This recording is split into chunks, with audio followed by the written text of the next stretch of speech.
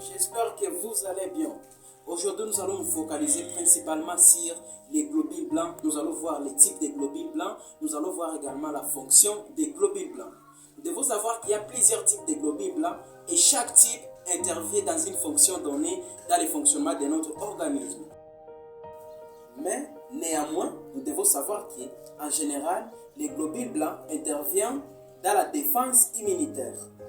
Alors, dans l'hématopoïèse, il y a différentes lignées de cellules sanguines qui sont produites. Mais par rapport aux globules blancs, nous distinguons deux types. Nous avons les granulocytes et les agranulocytes. Quand je dis granulocytes, ce sont des cellules qui possèdent des granules, alors que les agranulocytes n'en possèdent pas. Et parmi les granulocytes, nous avons les neutrophiles, nous avons les éosinophiles et nous avons les basophiles.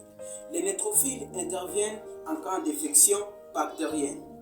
Les éosinophiles interviennent en cas d'infection parasitaire ou bien en cas d'allergie, mais même pour les basophiles.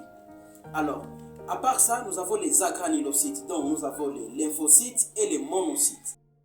Alors, pour les monocytes vont se transformer en macrophages et les macrophages vont intervenir dans la phagocytose. Contrairement aux lymphocytes, nous distinguons des types. Nous avons les lymphocytes T et les lymphocytes B. Les lymphocytes T vont intervenir par un effet cytotoxique. Ça veut dire qu'ils vont détruire les cellules qui sont déjà endommagées.